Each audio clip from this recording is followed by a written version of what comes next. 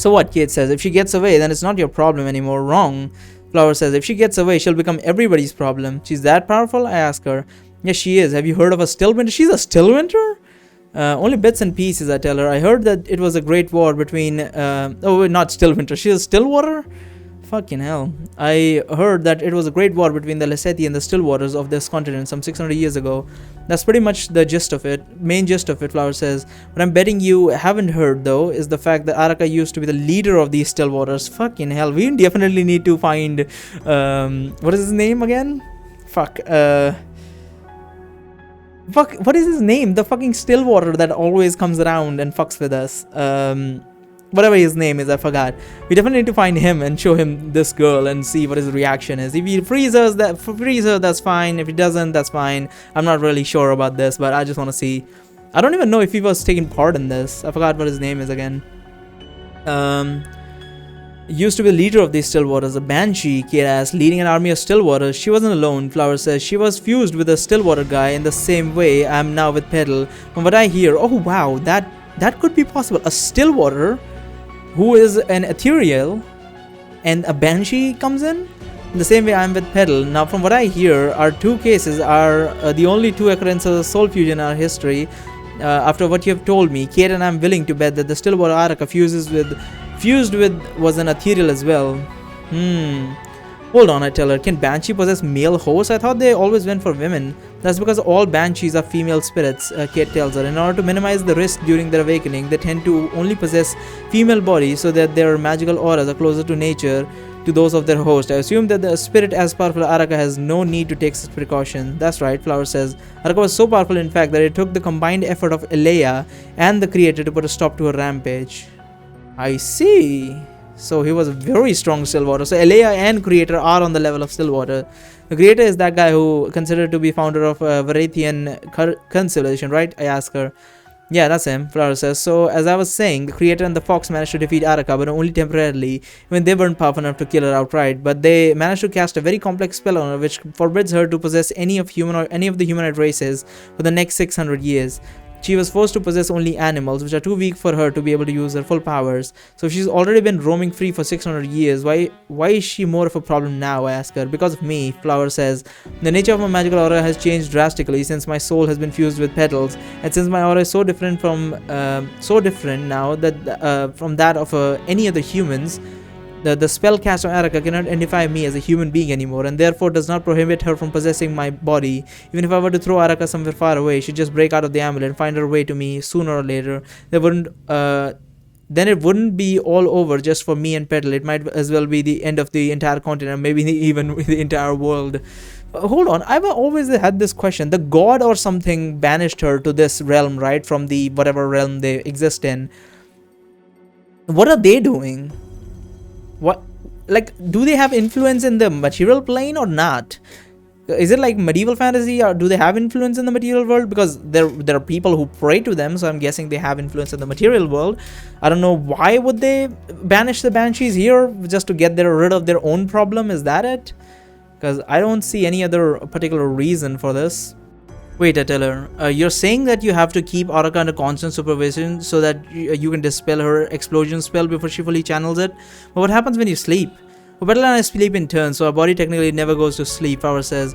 In fact, Petal's been sleeping ever since we left the ruins. So what if you both fall unconscious? Kate says. Well, at least we tried to see if there wasn't any incantation we could use to automatically dispel any spells in an area every few hours. But unfortunately, all of them required the caster to consciously focus on the spell they want to interrupt. Flower then turns towards Araka, who was certainly channeling an explosion spell while she was talking to Hardrick, and dispels it with a flick of her finger.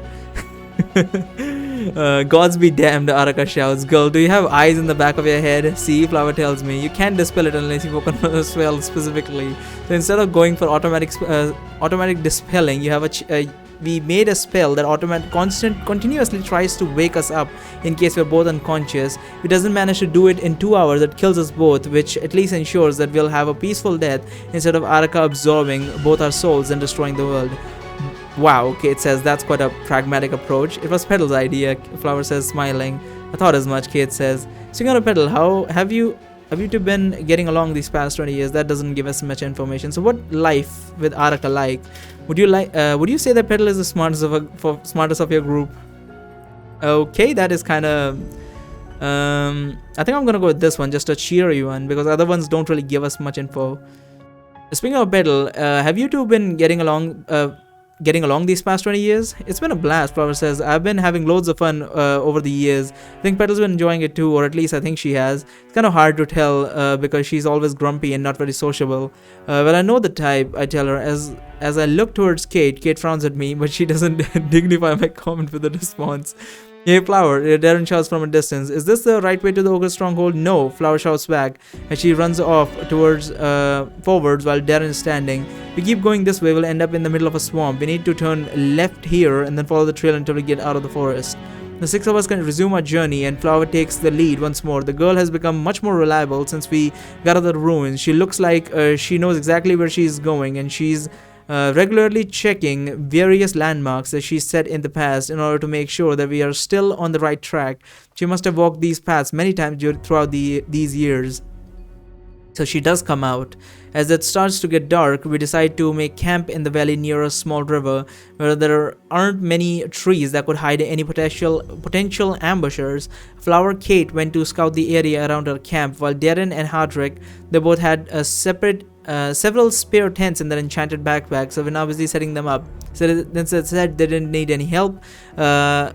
There wasn't really anything else that needed doing. Rose and I sat ourselves down on a log not far from them, in order to not get in their way. So I started to ask Rose, how have you been holding up lately? You look pretty shaken up after we ran into the Hydra. You didn't seem to be doing so well when their dragons attack us either. Rose blushes as she hears my question. Oh, you've noticed, she says, sounding a little embarrassed. Well, it would have been a bit difficult to ignore you with all the whimpers and trembling and everything. To finish my sentence, Rose punches me in my left arm, but she does so very lightly, but I barely felt her touching me if I weren't paying attention. I'm starting to understand why Kay hits you so often, Ray says, smiling playfully. But thank you for your concern. As you may have realized, I've always been afraid of giant monsters. I'm accustomed with small and medium-sized ones because I've run into several goblins and ogres during my travel. But the very thought of meeting a dragon in the flesh would always send chills down my spine. Never imagined that I'd come face to face with both a dragon and a hydra in less than one day. I knew they existed, but I hoped I'd never run into one of them during my lifetime. I can't imagine what it's like for people like Darren and Hadrick who fight monsters like these on a monthly basis. T-Pause, come to think of it, this must all be pretty new for you too, isn't it? From what you have told me, you have never even fought a goblin before coming to this tournament. How are you always able to remain so calm despite the fact that you've had your entire world turned upside down? I'm not calm, it's just that I'm very good at hiding fear because I'm carrying this stat device with me. I guess I've always been a little crazy. Yeah, I think this one is good. I'm not calm, it's just that I'm very good at hiding fear. Yeah, that seems like a good one. Modesty doesn't suit you, Barry, Rose says, smiling. If you were just hiding your fear from us, you wouldn't have been able to confront the dragon yesterday and save us all. You were really gallant up there, you know. Something about the look you had in your eyes before you went to fight Tarath made me feel really safe and cast away all my fears. When she stopped talking, Rose suddenly realized she was blushing as she quickly turns her head away in a clumsy attempt to hide her face from me. That's so cute. Wait a minute, I say. You were blushing just now. I saw you. I was not. Rose says. She turns her head back towards me to show me that her cheeks are no longer red. You must have been imagining things. Can we change the subject? She pauses. Please. She then adds with a pleading look in her eyes. Seeing the look in her eyes, I could no longer bring myself to continue teasing her, so I changed the subject as she requested. Alright then, I said, keep your secrets. Oh man, that would have been good if they made a fucking Hobbit reference. That would have been hilarious. Alright then, keep your secrets. I said, this is actually something that I've been meaning to ask you in private since this morning. What do you think about Flower? Rose looks like she's somewhat surprised by my question. Do you mean a general sense? Rose asked me. To me, she seems like a charming young girl with a cheerful personality and a kind heart, and I find that she is really fun to be around with. What about you? There has to be some reason why you asked me this. What do you think about Flower? I find it a bit annoying, to be frank. I can't just bring myself to trust her. I think I trust her. But just thinking about what Darren said this morning, I think she's pretty fun too. I was just curious to see if you thought the same. Yeah, I don't really have any particular reason to believe that she is a danger in like a direct sense. I mean, roundabout dangers are just all over the goddamn place. I mean, have you played medieval fantasy? Fucking hell, every person could just kill you. Even our adopted daughter at the end of the fucking game might have murdered us, even though that's not the one that I consider canon. But yeah, Annabelle I'm talking about, by the way. So whatever, it's fine. These roundabout dangers I'm fine with. Like if someone has like a condition where like someone touches them, they like die or some shit, like a turn to gold or some shit, then it's understandable, or like receive pain or some shit. It's understandable. It's not their fault. It's like they're not aiming for it. It's about intention for me more than it is about with that person. Like obviously it will get annoying after a while. Like it will turn into incompetence at some point, but I don't really take it to heart or be angry about things like these when there is no intention. Unlike what Korea did to us. Fucking, oh man, that fucking sequence was so fucking annoying. Even though at the end of the game I was like, Korea's fine, but still I'm not particularly happy with her. I think she's pretty fun too. I was just curious to see if you thought the same. It's too bad that doesn't seem to share our opinion of her. Can you blame him though? Banshees aren't really known for their moral integrity. The girl shares a body with one. Well, I for one trust Petal. What? You haven't even talked to her. But Flower has. They've been living together for 20 years. If Petal still has Flower's trust after that much time, then that is enough for me. Maybe you're right. I don't think anyone could hide their true nature for such a long time. If the Banshee were up to something, she would have given herself away at some point during these past 2 decades. I mean, nobody can act that well, right? I mean, who knows? Well, I mean, if you consider 40K's universe into this, then I don't know what to say. While Rose and I were finishing our conversation, Darren and Hadrick were starting to work on the last 2 tents. Kate and Flower, who had just returned from the scouting mission, reported that there were no suspicious activity around our campsite, and then we both took a seat on a log next to us.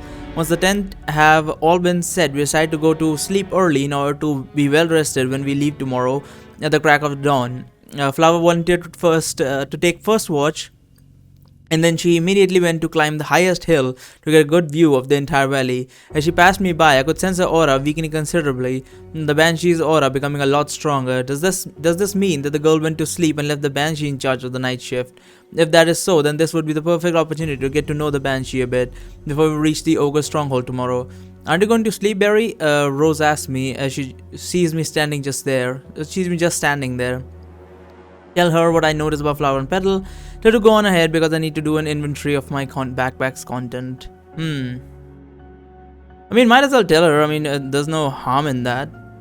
Actually, I was thinking of staying up for a while longer. I whispered in Rose's ear that I noticed about Flower and Petal and tell her that I want to have a little discussion with the Banshee before I go to sleep. Rose gasps. Barry, that's an excellent idea, she says. Hold on, just give me a second to leave my backpack in my tent. I'll come with you. As the 2 of us make our way up towards where Flower went to oversee the valley, I started to realize that my intuition was right. The girl really did go to sleep. I can feel that the otherworldly aura around her is definitely the dominant one at this point in time. And as we get closer, I see that her eyes are shining with bright blue light in the same way that they did before. The Banshee took control of the body. The girl is sleeping, Petal tells us in a cold voice as she sees us climb the hill towards her. I can wake her up if you need to tell her something important. The Banshee is sitting on the grass, cross-legged with a sandwich in her hand. It appears that she was just about to start eating before she saw us come up the hill. Actually, you're the one we wanted to talk to, not Flower, I say. Is that so? The Banshee says, eyeing me suspiciously. I mean, there's so much saliva forming in my fucking mouth, I can't talk. I can have to swallow every 2 seconds. Well then, by all means, have a seat. She then takes a bite out of a sandwich while I sit on the grass next to her. Am I correct to assume that you are Petal? Rose asks. My name is Rose, pleased to meet you. She then offers the Banshee her hand. Actually, my name is Illuna, Banshee says without taking her hand off her sandwich. Petal is just a nickname the girl gave to me when we first met because I didn't want to give her my real name. She has been calling me that ever since. Seeing that the Banshee has no intention of shaking her hand, Rose smiles politely and takes a seat on the grass on the other side of her. So I started to say, it's a really lovely weather you're having, don't you think? The Banshee frowns when she hears my question. She turns her head towards me. Get to the chase, human, she says. I've never been very fond of roundabout ways in which you people like to start your conversations. You're here because you don't trust me to guard your camp by myself, aren't you? No, I just wanted to get to know you. Well, then you're either a liar or a fool, Petal says. Nobody should trust a banshee to have their best interests at heart without some very strong evidence to back up such a claim, and Flower is nowhere near a reliable enough source of information when it comes to such matters. Not even going to try, are you? I ask Petal. Try what? She says. To get us to trust you? Well, why should I even bother to do such a thing? She asks. We're only traveling together because Flower decides to help you on a whim. Once you're free of your collars, I'm expecting us to part ways and then never hear from each other again. Given these circumstances, I see no reason why I should waste my time trying to gain your trust. Feel free to believe what you want of me, and I will do the same for you. Like a mercenary, sort of.